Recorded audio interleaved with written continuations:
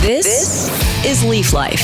All things cannabis for all people. Now, Ricker and the Bearded Lorax. We publish a free magazine called The Leaf, and it is available in print in 14 states at your local cannabis retailer, and it's available digitally online at leafmagazines.com. My name's Mike Ricker, and I'm your host of Leaf Life, and my partner and co-host, Wes Abney, is here.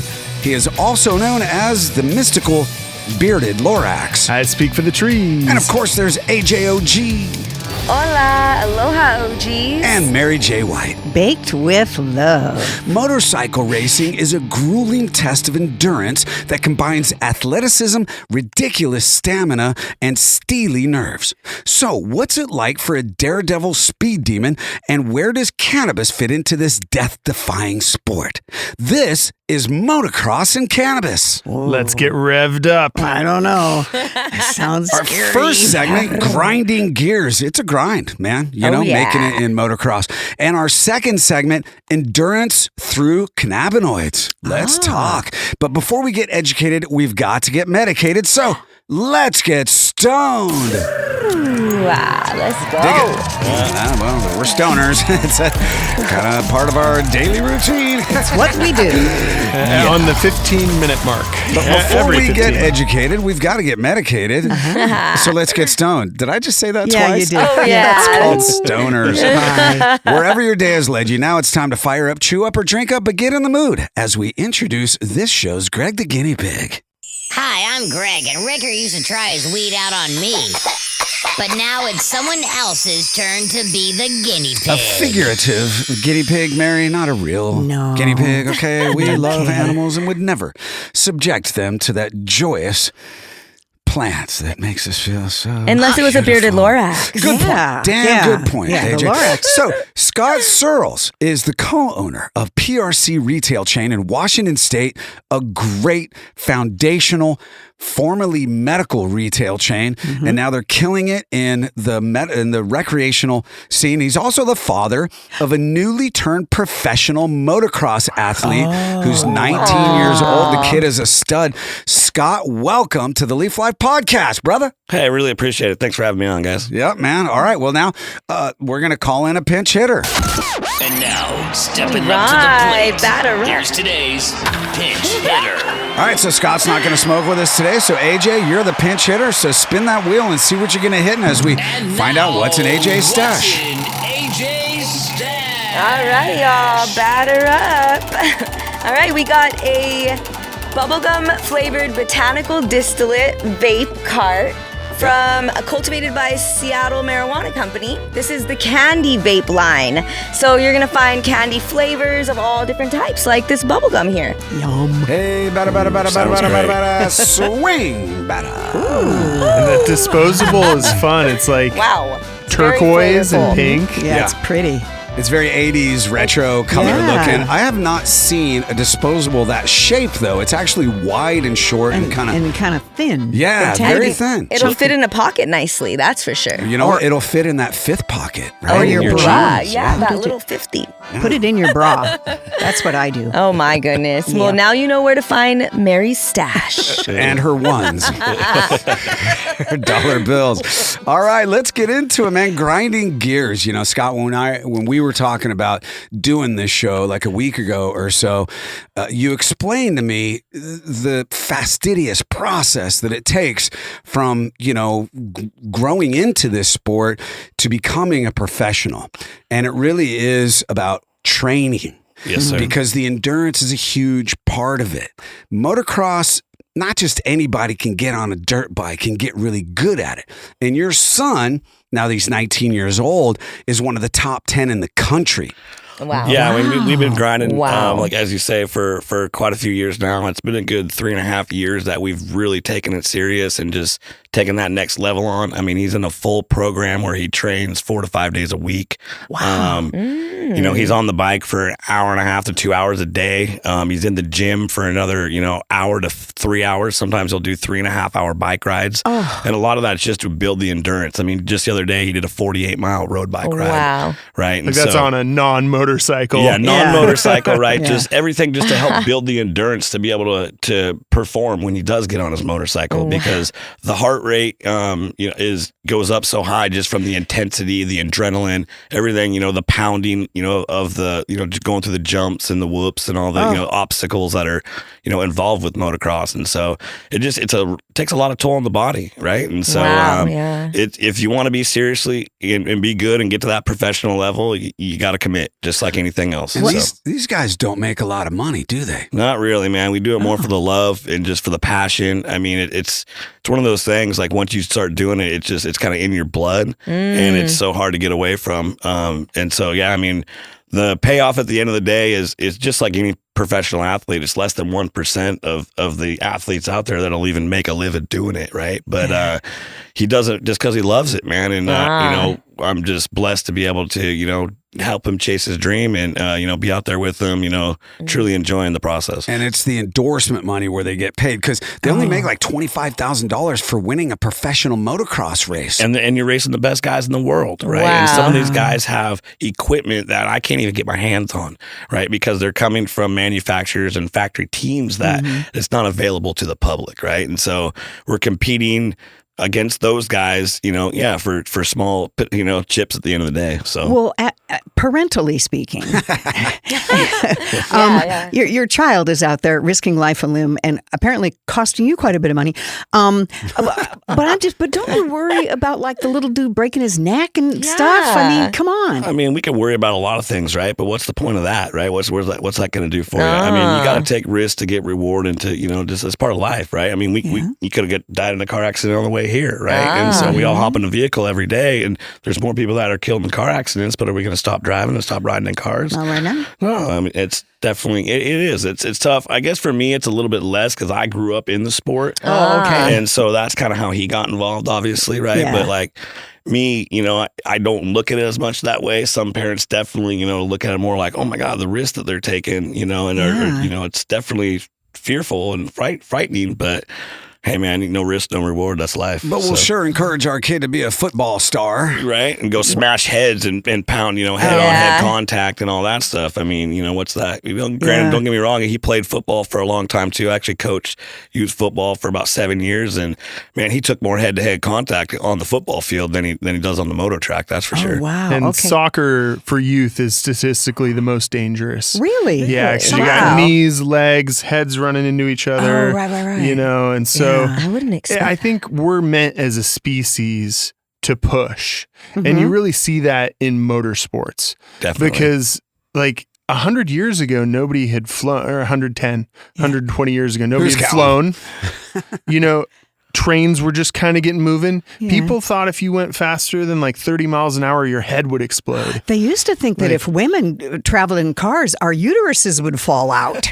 And if we masturbated, we'd go blind. And get big fat hands. Wow. But for real, in the motocross world and in the speed racing world, it's been 100 years of pushing barriers.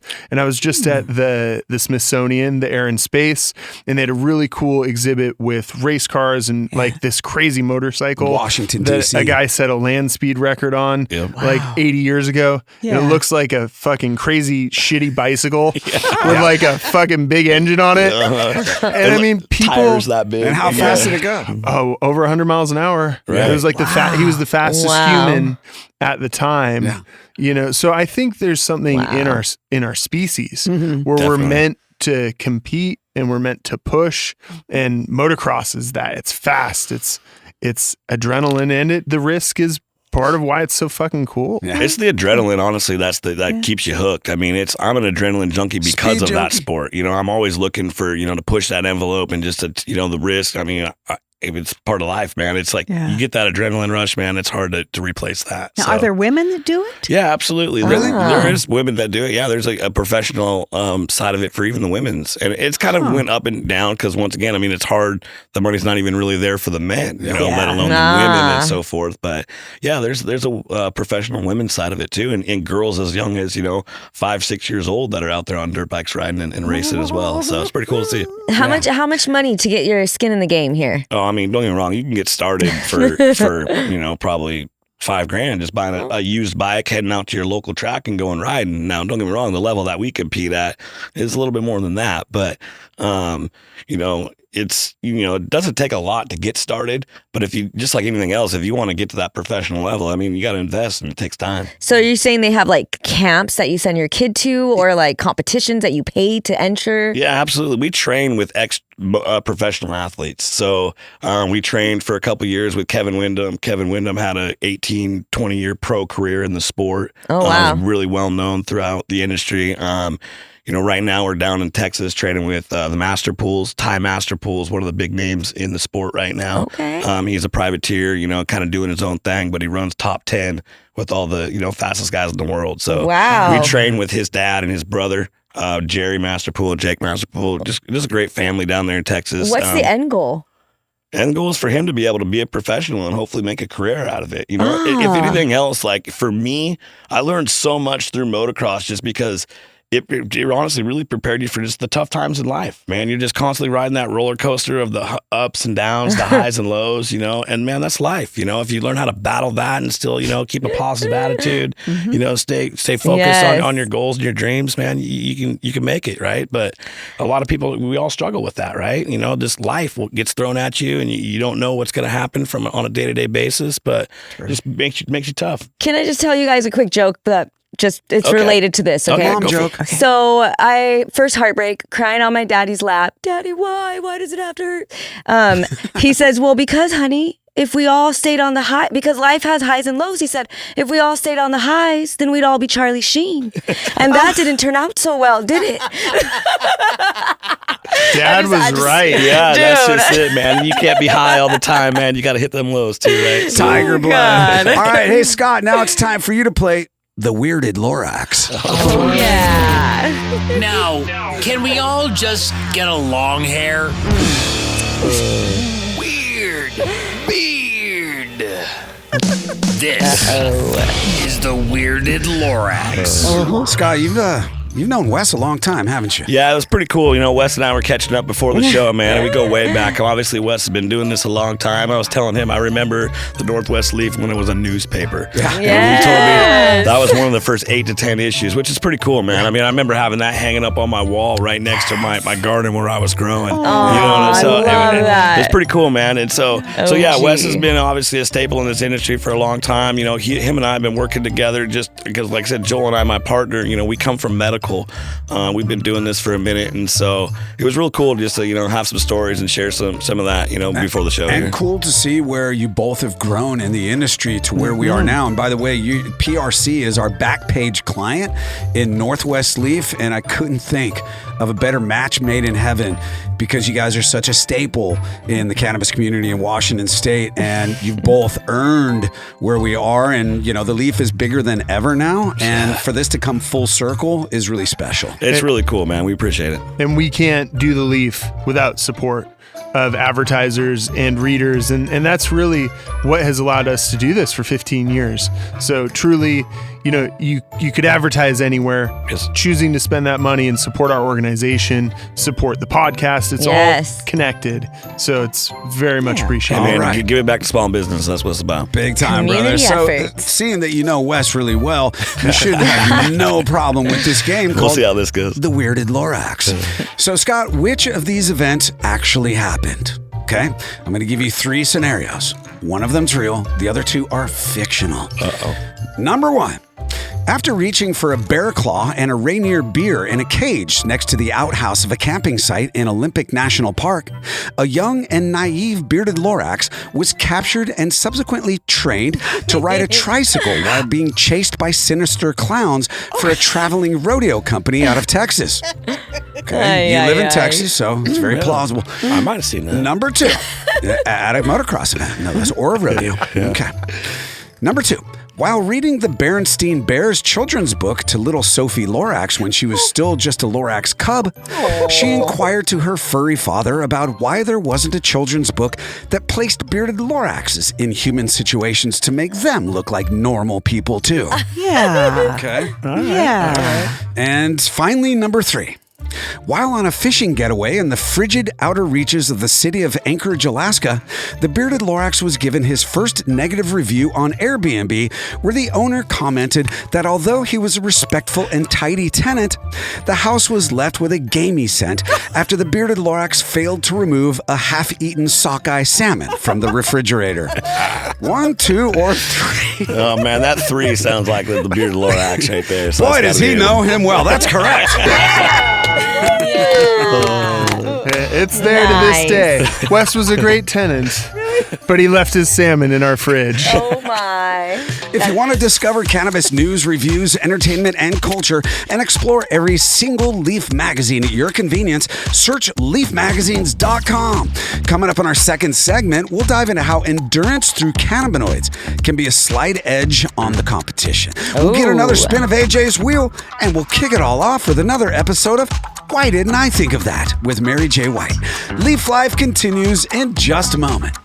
These products have intoxicating effects and may be habit-forming. Marijuana can impair concentration, coordination, and judgment. Do not operate a vehicle or machinery under the influence of this drug. There may be health risks associated with consumption of these products. For use by adults 21 and older. Keep out of the reach of children. Some of the wardrobe, including Ricker Wes's sick lids, is provided by Grassroots California. Check out the dopeness at grassrootscalifornia.com.